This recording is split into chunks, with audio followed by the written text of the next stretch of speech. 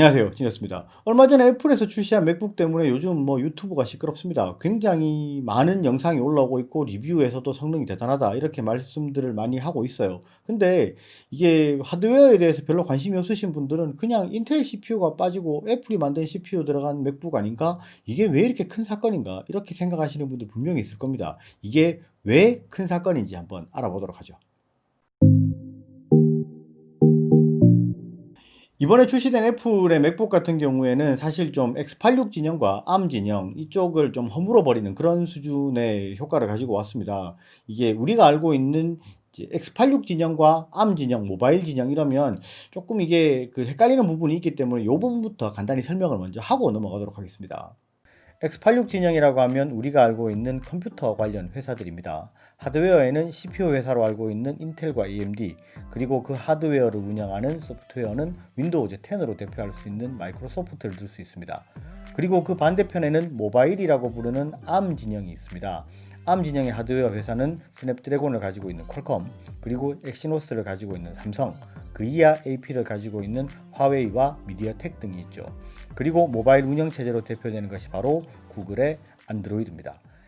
보통 X86 진영이라고 하면은 컴퓨터를 좋아하시는 분들은 대부분 알 거예요. 인텔 CPU가 들어가 있거나 AMD CPU가 들어가 있는 윈도우가 깔려 있는 제품들은 보통 X86 제품이라고 보시면 되고, ARM 진영이라고 하면 조금 이제 어려울 수 있는데 보통 이제 모바일 쪽을 ARM 진영이라고 부르죠. 퀄컴의 스냅드래곤이 들어가 있거나 삼성 엑시노스가 들어가 있는 태블릿이라든지 아니면 휴대폰이라든지 이런 쪽이 주로 이제 ARM 진영에 속하죠. 스마트폰이라든지 이런 쪽이라고 보시면 거의 정확합니다. 그런데 ARM 진영이랑 사실 그 X86 진영 같은 경우에는 이게 사용상에 극명하게 다른 부분이 있습니다. 실제로 X86 같은 경우에는 좀 이제 대형 컴퓨터로 하드웨어적으로 굉장히 강력한 성능을 내고 이런 쪽이 이제 X86 진영이었고, 보통 모바일 같은 경우에 CPU라고 안 부르고 보통 AP라고 부르죠. AP 같은 경우에는 그렇게 크게 강력한 성능을 내지 못하는 조금은 낮은 수준의 성능이었어요. 우리가 사용하는 패턴부터 조금은 다른 부분이 있습니다. X86 진영의 장점은 강력한 하드웨어의 성능을 바탕으로 영상 편집을 포함한 그래픽 작업이나 MS 오피스 등의 프로그램을 사용해서 사무적으로 생산적인 부분에서 더 많은 편의성을 제공한다는 것이죠.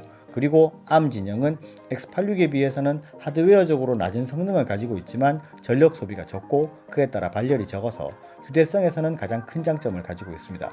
그런 이유로 생산적인 업무보다는 영상을 시청하거나 모바일 게임을 즐기는 등의 컨텐츠를 소비하는 측면에서 더 많은 편의성을 제공하고 있죠. 이렇게 X86 진영이랑 ARM 진영은 실제로 우리가 사용할 때 굉장히 다른 부분을 나타내고 있어요. X86 진영은 주로 높은 성능의 하드웨어를 가지고 있기 때문에 영상 편집도 하고 이런 컨텐츠를 제작하는 위주, 그리고 문서 작업 같은 경우도 실제로 큰 화면을 봐야 되고 이런 부분이 있기 때문에 좀 높은 수준의 작업을 해야 되면은 어쩔 수 없이 노트북이나 컴퓨터에 앉아야 되는 그런 상황이었었고, 보통 이제 휴대폰 같은 경우에는 이제 유튜브로 영상을 본다거나 그렇게 하시는 분들 많을 겁니다. 지금 이 영상을 보시는 분들도 유튜브로 보시는 분 상당히 많을 거예요. 그러니까 이제 핸드폰, 휴대폰 같은 경우에는 실제로 이제 어떤 생산적인 컨텐츠를 만든다기보다는 아무래도 이제 만들어져 있는 영상을 소비하고 그 다음에 게임을 하고 이런 쪽으로 주로 사용을 해왔었습니다. 그런데 이쪽들이 서로 간의 시장으로 확대를 하고 싶어 하는 그런 부분들이 사실 계속해서 보여왔었어요. 실제로 이 양쪽 진영은 컴퓨터와 스마트폰으로 대표되는 시장을 차지하고 있으면서 항상 서로의 진영으로 시장 확장을 시도해 왔습니다. X86 진영인 인텔에서는 모바일 환경에서도 사용이 가능한 레이크필드 등의 CPU 개발에 노력을 해왔고요. 마이크로소프트는 윈도우즈 10 for ARM이라는 모바일 운영체제를 내놓으면서 모바일 시장 쪽으로 시장 확대를 시도했었습니다. ARM 진영에서는 X86 하드웨어에서 구동이 가능한 크롬OS를 꾸준히 출시하고 있었고, 삼성에서는 DeX라는 플랫폼을 이용해서 모바일 기기를 이용해서 간단하지만 생산적인 작업이 가능하다는 부분을 알리려고 노력을 해왔습니다. 그리고 최근 가장 큰 시도로는 갤럭시북 S를 출시하면서 레이크필드 CPU를 사용하거나 퀄컴의 스냅드래곤을 사용해서 노트북을 출시한 것이 있다고 볼 수 있습니다. 그렇지만 실제로 이런 시도들이 시장에서 이렇다 할 성과를 내지는 못했습니다. 오히려 서로 간의 진영으로 시장을 확대하기에는 무리가 있다는 것을 확인시켜주는 그런 결과를 가지고 왔다고 볼 수 있죠. X86이 가지고 있는 강력한 성능 때문에 필연적으로 발생하는 발열과 전력 소모 때문에 더 이상 작아지기는 힘들고 운영체제인 윈도우는 가볍고 빠릿빠릿한 모습으로 발전하기는 많이 힘들어 보였습니다. 그리고 ARM 진영의 하드웨어는 윈도우를 구동하기에는 불편한 부분이 많았고 안드로이드 OS도 X86 진영으로 넘어가기에는 많이 힘들어하는 모습을 보였습니다. 실제로 이러한 부분 때문에 서로 간의 진영으로 확장하는 것은 거의 불가능한 것이 아닌가라는 느낌이 들 정도였습니다.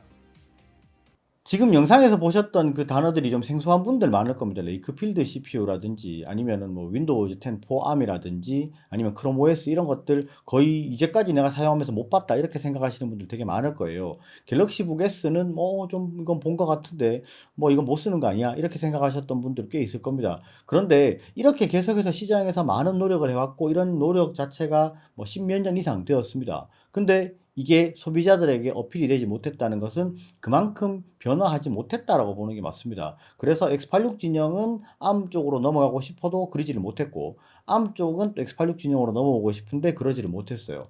이게 서로 간에 하드웨어적으로도 그렇고 소프트웨어적으로도 그렇고 장단점이 너무나도 명확하기 때문에 이 진영으로 서로서로 넘어가지를 못하는 거의 이제 선이 확실히 끄어져 있다 이렇게 생각하는 부분이 많았었습니다. 그런데 애플 같은 경우에는 이번에 이런 시장의 벽을 완전히 허물어 버리는 그런 상황을 만들어 버렸습니다.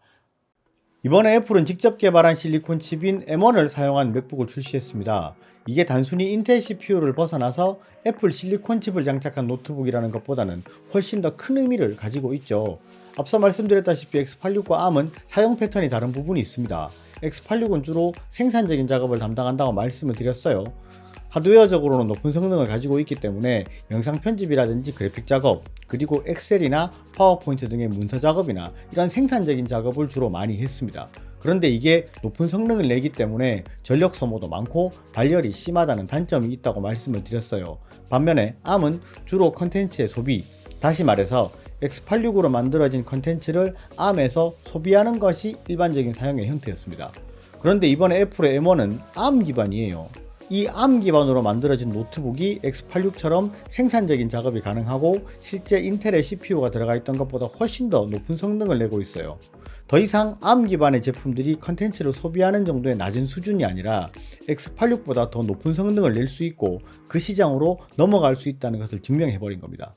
자, 이 보여드린 영상에 대해서 조금 이제 부연 설명을 드리자면 실제로 그래요. 왜 이게 의미가 있냐 하면 그렇게 보셔야 됩니다. 이제까지 우리가 알고 있던 X86에 들어가 있던 그런 것들은 CPU였고요. 그 다음에 휴대폰에 들어가 있던 것들은 AP였습니다. 그런데 이 AP 같은 경우에는 이제 굉장히 성능이 낮았죠.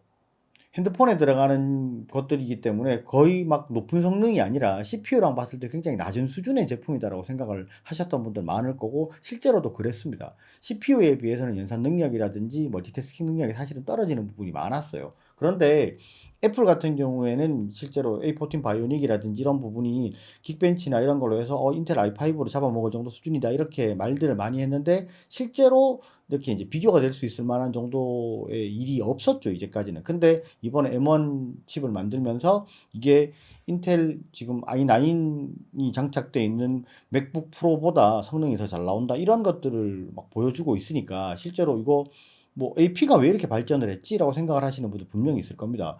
이게 그 실제로 시장 상황을 좀 어느 정도 봐야 되는 부분이 있는 것 같아요. 이제까지 우리가 사용하는 노트북이라든지 컴퓨터 같은 경우에는 거의 이제 그 교체 주기가 거의 한 4년에 한 번 정도 수준 되죠.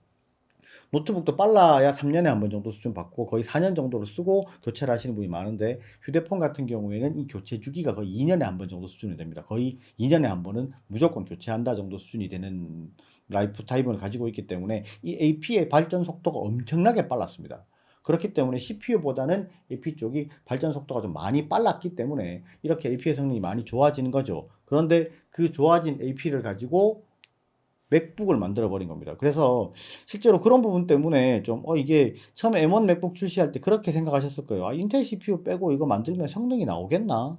뭐 아이패드 정도 수준의 성능만 내는 거 아닌가? 이렇게 생각하시는 분들 분명히 있을 거예요. 근데 그것보다는 월등히 높은 성능을 가지고 있고 M1 칩이 들어가 있는 맥북 에어가 예전에 인텔 CPU 들어가 있는 뭐 맥북 프로 뚝배기 깬다 이렇게 할 정도 수준으로 굉장히 높은 성능을 보여주고 있습니다. 그런데 실제로 무서운 부분은 이것뿐 아니라 한 가지가 더 있습니다.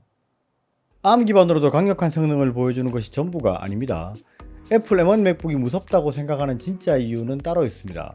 처음에 보여드렸던 표를 다시 보시게 되면 애플은 X86 진영과 ARM 진영 양쪽에 공통적으로 존재를 하고 있습니다. X86 진영에서는 노트북과 데스크탑에 사용되는 맥OS를 가지고 있고 ARM 진영에서는 모바일 AP 중에서 가장 강력하다고 하는 A 시리즈를 가지고 있습니다. 그리고 AP를 사용하는 제품의 운영체제인 watchOS, iOS, iPadOS를 가지고 있습니다. 이렇게 운영체제와 하드웨어를 전부 가지고 있다는 것이 애플의 강점이라고 할 수 있죠. 그런데 여기서도 한 가지 아쉬운 부분이 있었죠. 실제로 워치와 아이폰, 패드는 그 모양새는 다르지만 같은 앱이 사용이 가능합니다. 그에 반해서 맥OS는 앱의 사용 측면에서는 약간은 단절된 모습을 보이고 있었습니다. 그런데 프로젝트 카탈리스트를 통해서 서로 간의 앱을 공유할 수 있도록 만들고 있죠. 아이폰, 아이패드에서 구동이 되는 앱들을 맥OS에서 구동이 되도록 만들고 맥OS에서 만들어진 앱이 아이패드에서 사용이 가능하도록 개발을 하고 있는 것이죠. 애플은 프로젝트 카탈리스트를 통해서 통합된 앱의 생태계를 만들고 있는 것입니다. 이게 애플이 가장 무섭게 변화하는 이유 중에 하나입니다. 이렇게 강력한 하드웨어의 성능을 바탕으로 OS까지 통합하고 어플리케이션의 생태계도 다 통합을 해버리면 이게 이제 애플은 어디에도 갈 수 있는 상황이 되는 겁니다. 자동차 안에도 들어갈 수 있고 그 다음에 어떤 다른 스마트 기기에도 들어갈 수 있는 상황이 되기 때문에 이게 굉장히 좀 안드로이드라든지 인텔 마이크로소프트라든지 이런 쪽의 입장에서 봤을 때는 굉장히 좀 무서운 상황이 돼버렸죠. 안드로이드에서 사용하던 게임을 내가 노트북에 사용하려면 뭐 녹스라든지 다른 어플리케이션들을 깔아서 거기다가 또 막 프로그램을 올리고 이렇게 해야 되는 부분이 있었는데 그럴 필요가 없어지는 거죠. 실제로 내가 맥북에서 뭐 이제 뭐 아이폰에서 하던 게임들을 그대로 실행을 해서 할 수 있고 이런 부분들이 되고 또 이게 아이폰 같은 경우에 이번에 이제 라이트 센서라든지 이런 것도 다 들어갔고 이렇기 때문에 이런 것들이 또 이제 자동차에 적용이 되고 이렇게 돼 버리면 사실 이제 굉장히 큰 발전을 가지고 올 수 있고 앞으로 이제 실제로 어떻게 발전하게 될지 좀 굉장히 무서운 그런 상황이 돼 버립니다. 저는 개인적으로 사실 애플을 그렇게 좋아하는 편은 아니었어요. 이제까지 애플 관련된 기계라고 해 봐야 아이폰 이외에는 사용해 본 적이 거의 없고 실제로 이게 맥북 같은 경우에는 사용하기 좀 어렵다. 그다음에 가격이 너무 비싸다. 이런 진입 장벽 때문에 사용을 거의 안 했던 사람 중에 한 명입니다. 그런데 이제 이번에 출시된 맥북의 가격과 성능을 보고 아 이제 진짜 노트북이라든지 하드웨어 컴퓨터 쪽의 대세는 애플로 흘러가는 게 아닌가 이렇게 불안하다라고 느낄 정도 수준으로 이렇게 변화를 가져오는 걸 봤을 때는 지금 아마 그렇게 얘기할 수 있을 것 같습니다. 이제까지 아이폰이 개발돼서 지금까지 가져온 변화보다 이번에 ARM 칩이 장착된 M1 맥북이 가져오는 앞으로 10년의 변화가 훨씬 더 크지 않을까라는 생각을 합니다. 오늘 영상은 여기까지 하고요. 영상이 좋으셨으면 좋아요, 구독 꼭 부탁드리겠습니다. 감사합니다. 지니어스였습니다. 근데 맥북 쓰려면 영어는 할 줄 알아야 되는 거 맞죠?